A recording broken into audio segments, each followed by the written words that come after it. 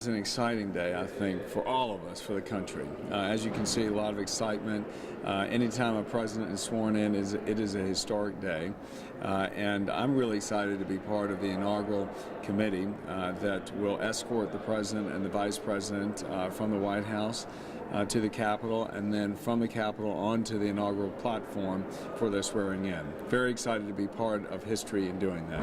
And you also have an incredible amount of people here from the Richmond area. Talk about that experience, about inviting all these folks up to also be a part of this and giving them even special access. Well, we have so many kids here with us today, school students from around the Richmond area.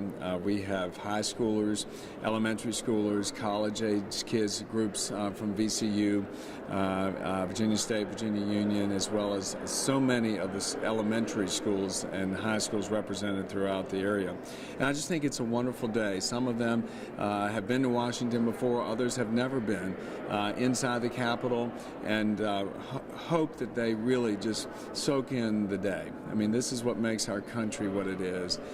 This is a day where really you set differences aside, and no matter who you voted for, this is about America. This is about looking forward to the future, about trying to identify the things that unite us, and I'm sure the president will be on those themes today, talking about how we're going forward together. And expand on that a little bit, because obviously this is a day where it seems like everybody's on the same page, and it hasn't necessarily been like that over the past 4 years.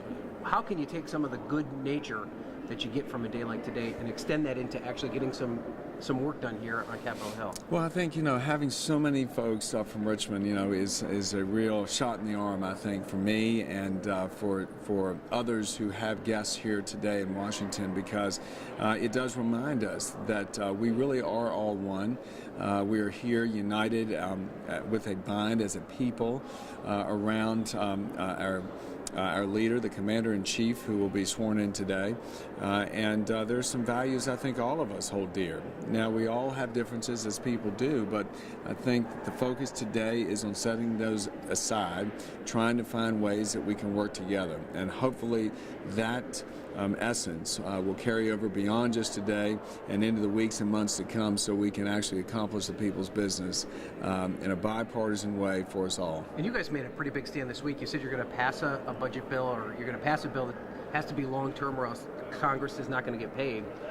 Talk a little bit about that. Why do you think it was important to kind of draw that line? Well, it's important, I think, that what the people voted on in November is a government that works. They want a government that works for the people, not the other way around, and hopefully we'll be on a course to see both the House and the Senate working together and producing results for the people. Obviously, we've got fiscal challenges in this country, but again, today is a day where all of us can store in our memory as we go forward throughout the year trying to get some things done.